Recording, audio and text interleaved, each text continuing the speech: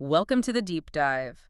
Today, we're digging into a prediction that's got, well, pretty much everyone, talking analysts, teams, fans. hmm Just a few days back, a well-known sports injury specialist, Dr. Jesse Morse, he dropped a really bold take on Jacksonville Jaguars rookie Travis Hunter. Yeah, I saw that. He tweeted, and this is the exact quote, "Not sure if this is a hot take, but in my opinion, Travis Hunter's risk is higher than CMC's is in 2025. Wow.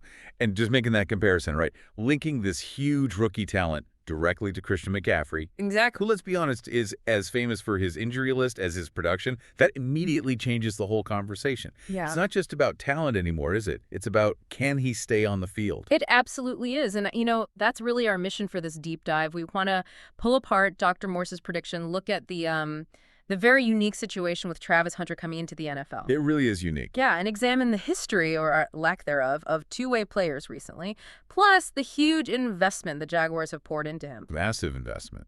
Right. The goal here is really to give you, the listener, a clear picture of what this might mean for Hunter's rookie year and, frankly, beyond. Why is this one tweet stirring up so much discussion? We want to give you that shortcut, that deep understanding of what's really at stake here. And just so everyone knows, our main source for this is an article originally from Athlon Sports, which Yard Barker syndicated. It really lays out Dr. Morse's tweet and his thinking behind it pretty well. It gives us a solid base. Okay, so let's jump right into that prediction then. July 15th, 2025. Dr. Morse says Hunter's risk is higher than CMC's. Beyond just the shock value, what's your first reaction to that specific comparison? Well, it's clear he's not just, throwing something out there randomly. He did clarify his reasoning later. Okay. And it stems partly from Hunter's college injury history. Remember, he had that lacerated liver back in 2023 against Colorado State. Oh, yeah, that sidelined him for what, 3 games? Exactly, 3 games. And it wasn't a minor thing. A lacerated liver is significant internal damage. So there's already perhaps a baseline concern there about susceptibility. Definitely not a simple ankle sprain.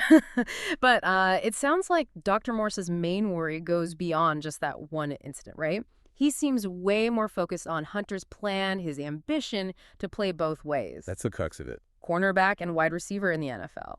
More specifically said, and I'm paraphrasing slightly, it's incredibly hard to play 17 games on just one side of the ball. The risk goes up drastically if he tries both. Precisely. And that's the key. It's the unprecedented physical load in the modern game. Okay, we should probably put that into context. I mean, Hunter's attempting something, well, truly historic here. He really is. Becoming the league's first full-time two-way player in, what, over 60 years? Yeah, more than 6 decades. Yeah. The last guy to really do it successfully full-time was the Hall of Famer Chuck Bednarik.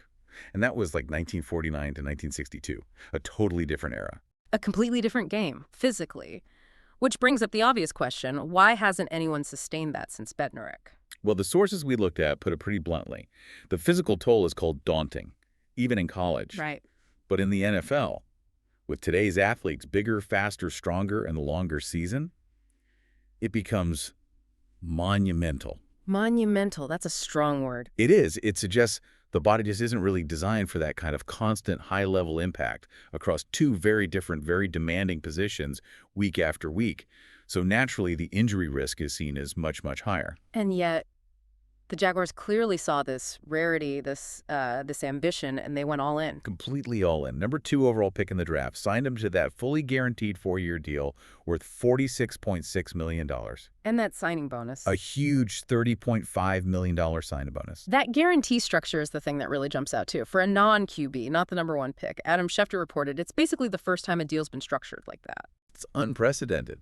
And think about his draft position. 2 highest drafted cornerback ever. 2nd highest drafted wide receiver. Wow. It just screams belief.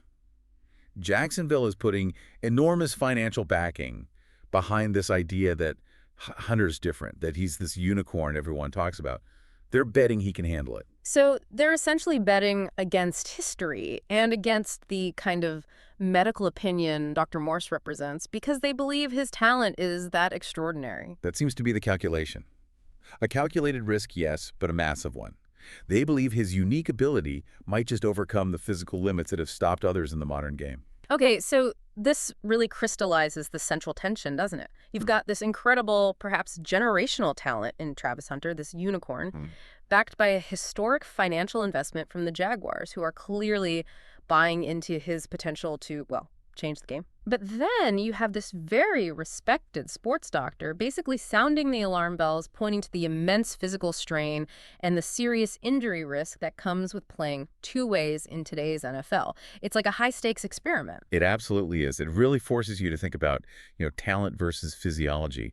Where do exceptional ability and financial backing run up against the hard limits of the human body in elite sports? Yeah.